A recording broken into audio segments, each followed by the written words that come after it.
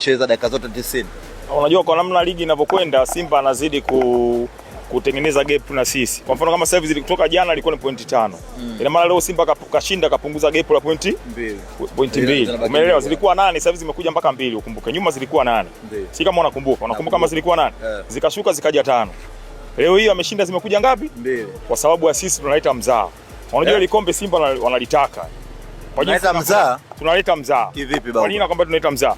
Jana ilikuwa mechi ya jana na Dodoma sio ya kupoteza sisi. Mechi ya jana na Dodoma mimi huwa sipendi sana kutengeneza mazingira ya kuongea kumlinda mtu.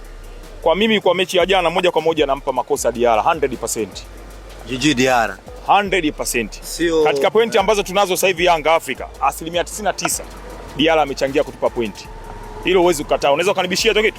Siwezi kukubisha. Lakini jana katika pointi 3 tulizopoteza, 100% Diarra anahusika kupoteza pointi za jana. Kivipi? Unajua watu wengine wanaongea tu si Mwamnyeto, sijui nani, hapana. Kwa sababu Diarra jana amesusa. Au wewe unaonaje? Diarra jana amesusa aje susa? Amesusa sasa hivi. Amesusa, tulikuwa naye pamoja amesusa. Si ndio hivyo?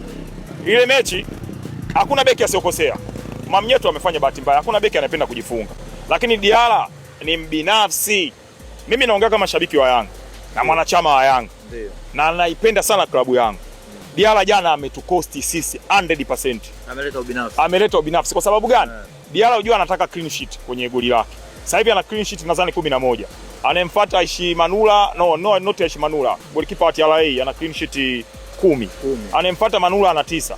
Anemfuata golikipa anaitwa Foba Thompson. Kitu kama hicho. Ana 9.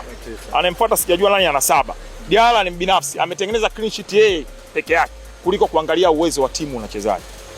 Kwa sababu jana nina imani ile goli la 3 tulofungwa sisi 1 against 1 na striker. Diarra ile mechi alikuwa anaicheza. Anaicheza sahihi. Au unanibishia? Nakumbusha clean sheet alicheza Diarra. Kacheza clean sheet mechi ya moja na Simba, kacheza na Mbeya. Kacheza na Mbeya.